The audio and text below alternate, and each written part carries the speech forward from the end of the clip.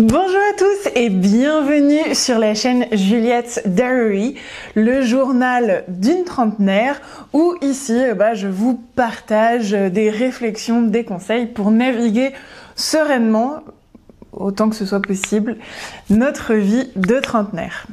Justement, trouver son équilibre dans sa vie de trentenaire, parfois c'est pas toujours évident, il y en a qui arrivent très bien, mais pour certains, peut-être que c'est un peu plus compliqué. Notamment pour peut-être des personnes qui ont fait le même choix que moi, qui est de devenir entrepreneur. Alors, il n'y a pas que les entrepreneurs qui galèrent à trouver un équilibre. Quand on a une famille, etc., c'est pas toujours facile de trouver son équilibre aussi. Mais là, étant donné que je n'ai pas d'enfant, je ne peux pas parler d'équilibre avec la famille, etc. Moi, je peux parler que de ce que je connais, c'est-à-dire trouver l'équilibre entre ma vie personnelle et ma vie d'entrepreneur. Lorsqu'on fait le choix de devenir entrepreneur, c'est une sorte de quête pour la liberté. C'est ce désir d'avoir plus de liberté que si on était en CDI. Bien sûr, il n'y a pas que ça. Personnellement, il y avait la liberté, mais aussi le désir de créer mon propre poste parce que je ne trouvais pas de choses qui me convenaient. Donc, je me suis dit, je vais le créer moi-même. Mais le problème, c'est que on finit parfois par travailler énormément. Et donc, aujourd'hui, j'avais envie de vous proposer 5 erreurs qui te font perdre l'équilibre justement dans cette vie. Petit aparté, les erreurs dont je vais vous parler aujourd'hui, bien sûr je vais vous parler de ma vie d'entrepreneur, donc je vais beaucoup plus les appliquer à l'entrepreneuriat. Néanmoins, pour moi, elles sont aussi applicables au salariat et je fais un petit point en fin de vidéo sur en quoi elles se retrouvent aussi dans la vie de salarié finalement. Donc même si vous n'êtes pas entrepreneur, cette vidéo peut aussi vous aider à trouver l'équilibre entre votre vie professionnelle et votre vie personnelle. La première erreur, c'est de ne pas poser des limites entre sa vie perso et sa vie professionnelle. Le risque quand on est entrepreneur, c'est que on se réveille entrepreneur, on mange entrepreneur, on vit entreprise H24. Et ça, c'est pas très sain. Et si on veut courir au burn-out, on est parfaitement sur la bonne voie. Il n'y a pas de règle. Ce qui est important, c'est de trouver son propre équilibre. On n'a pas tous la même énergie. Donc évidemment, il y a des personnes qui auront une capacité à travailler plus et d'autres personnes moins. Il faut s'organiser par rapport à nous, comment on fonctionne nous. Sinon, encore une fois, ça va pas nous convenir et il y a des chances qu'on arrive au burn-out. Et ça, c'est mieux de l'éviter quand même.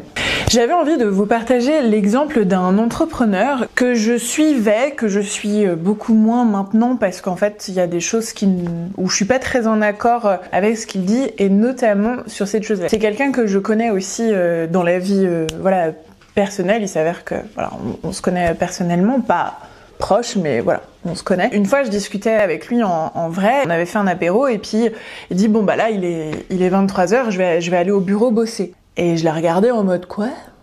Tu vas bosser là vraiment là. T'as envie d'aller bosser là. Il dit oui, parce que moi j'ai créé un business qui m'éclate et donc ma liberté c'est de pouvoir aller bosser. Là, je vais aller bosser jusqu'à minuit, 1h et c'est génial, c'est la liberté. Et peut-être qu'effectivement pour lui c'est la liberté, mais pour moi c'est pas du tout la liberté.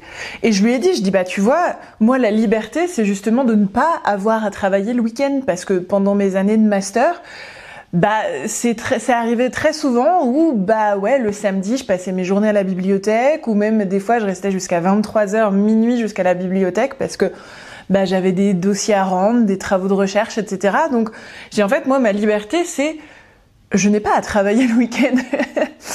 Et en fait, lui, il mange, il vit, travaille, tout est travail, hormis certaines de ses passions, mais qu'il relie aussi à son entreprise. Alors, bien sûr, je suis pas dans son quotidien, mais en tout cas, c'est ça où je me suis dit, moi, je vais pas aller vers ce modèle-là, parce que ça va pas le faire du tout. Parce que finalement, est-ce vraiment de la liberté ou pas? Si ça lui convient, je veux dire, tant mieux. Je veux dire, attention. Où est-ce qu'on met ce mot liberté? Est-ce que de ne mettre finalement pas de limite entre son activité et rendre sa vie entière autour de son activité, est-ce que finalement c'est de la liberté? Est-ce que c'est quelque chose qui est bien? Pour nous, encore une fois. Erreur numéro 2, c'est toujours être disponible pour ses clients. Là, j'ai un autre exemple à vous donner. Je trouve que c'est plus concret avec des exemples. J'ai une amie qui est agent immobilier. Elle se dit, si je ne veux pas louper des ventes ou des visites, etc., eh bien, il faut que je sois disponible tout le temps pour mes clients. S'ils m'appellent à 7h du matin, je suis disponible. S'ils m'appellent à 21h, je suis disponible.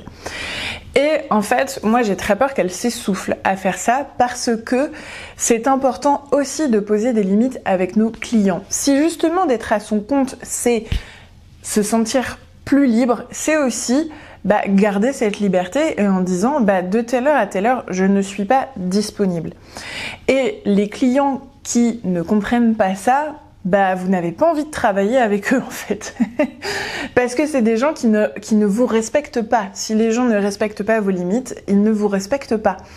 Et vous avez le droit de dire, moi, le téléphone, c'est qu'à partir de 9h. Et avant, c'est non. Et c'est jusqu'à 19h30, max après, c'est fini. Et ça, normalement, en fait, les gens, ils vont l'accepter et ils vont d'autant plus vous respecter si c'est mis en place. Et vous n'allez pas louper une vente parce que vous n'avez pas été disponible pour votre client. Votre client, s'il a envie de faire appel à vous, alors là, je donnais l'exemple de l'immobilier, mais ça peut être dans n'importe quel domaine. Si votre client, il a envie de travailler avec vous, il ira pas voir ailleurs. Parce qu'en fait, il aime travailler avec vous pour vos valeurs, pour ce que vous lui apportez, etc. Et donc, le client, il attendra. C'est hyper important de poser ses limites aussi avec ses clients parce que sinon on s'en sort plus et on revient avec notre erreur numéro 1 de ne pas poser de limite entre son business et sa vie personnelle. Erreur numéro 3, c'est le risque quand on est à notre compte. J'en avais parlé dans une vidéo précédente. Être à son compte, c'est avoir plein de casquettes différentes et le souci c'est que des fois on veut tout faire en même temps et on se dit comme ça, je serai plus productif, etc.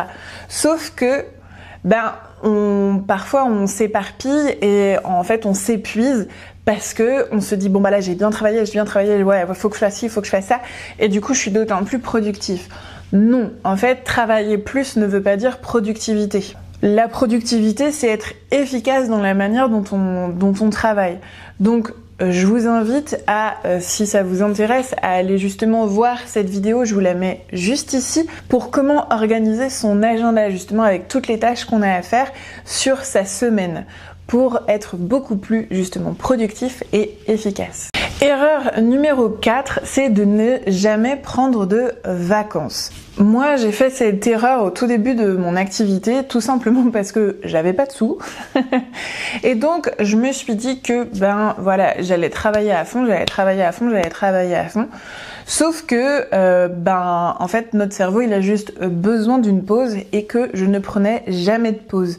Donc, pendant 3 ans, je n'ai pas pris de vacances. Donc j'ai lancé mon activité en 2018 et en 2020, pour la première fois depuis que j'étais entrepreneur, là j'ai senti que mon corps avait absolument besoin. En plus, c'est pas comme si on vivait à ce moment-là une période pas du tout chelou, très reposante, pas du tout anxiogène. On vivait une super période. Donc là, mon cerveau, il a eu beaucoup besoin d'une pause. Ce sont des vacances qui finalement m'ont pas coûté cher. Mais il y a des fois, on se dit non, c'est pas possible. Et en fait, faut sortir de la boîte. Il y a une expression en anglais qui dit thinking outside of the box. Et c'est ça, c'est penser en dehors de la boîte. J'ai l'habitude de regarder comme ça, mais peut-être que je peux faire autrement. Et il y avait des fois où je travaillais pas. Mais le problème, c'est que c'était pas un vrai jour de congé parce que je pensais à oh là là, je travaille pas, j'arrive pas à travailler aujourd'hui. Donc c'est pas vraiment un vrai jour de congé. Donc ça, c'est hyper important de penser à prendre des vraies vacances et des vrais jours de congé. J'ai encore un petit peu de mal sur les vrais jours de congé. Mais au moins, les week-ends, ça c'est sûr, je ne bosse plus. Un autre point sur les vacances, c'est tout ce qu'on va voir sur le côté digital nomade. Moi aussi, ça m'a énormément attirée au début. Je me suis dit, waouh, ça c'est le rêve, la liberté. Je vais pouvoir prendre mon ordinateur et travailler d'où je veux, quand je veux. Alors, je n'ai toujours pas réussi à atteindre ce statut de digital nomade. Voilà. Il n'est pas réussi. Néanmoins, attention avec ça, parce que c'est bien aussi de prendre des vraies vacances. Parce que le risque, c'est d'emmener son ordinateur absolument n'importe où et de jamais prendre de vraies vacances. Et le cerveau, il a vraiment besoin de se mettre en pause. Et effectivement, on peut se dire, bon bah, je bosse le matin et puis l'après-midi, je profite des plages, etc. Mais sauf que le cerveau, il est jamais vraiment en off. Donc, il y a des fois, il faut aussi garder des vraies vacances. C'est-à-dire que c'est cool d'être digital nomade, mais prenez aussi de vraies vacances où vous n'emmenez pas votre ordinateur. Parce que sinon, bah, on décroche pas. Et enfin, je trouve, cinquième erreur, qui est intéressante, c'est d'oublier pourquoi on s'est lancé dans cette activité. Moi, c'est une question que je me repose régulièrement de pas mon pourquoi dans le sens de mon cœur d'activité, mais mon pourquoi de je suis entrepreneur.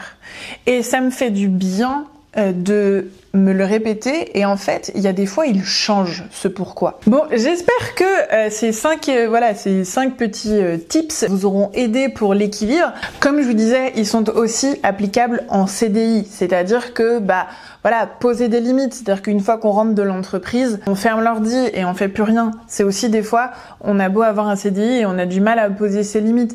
Quand on part en vacances, on dit bon bah allez, j'emmène mon ordi parce qu'il y a des dossiers que j'ai pas finis, alors qu'on est en CDI. Voilà, il y a plein de choses de ce dont j'ai parlé aujourd'hui que vous pouvez aussi appliquer dans votre vie de salarié, je trouve. Allez, sur ce, je vous souhaite une très bonne journée, un très bon après-midi, une très bonne matinée, en fonction de l'heure à laquelle vous regardez cette vidéo. Et je vous dis à très bientôt dans une prochaine vidéo. Ciao, ciao!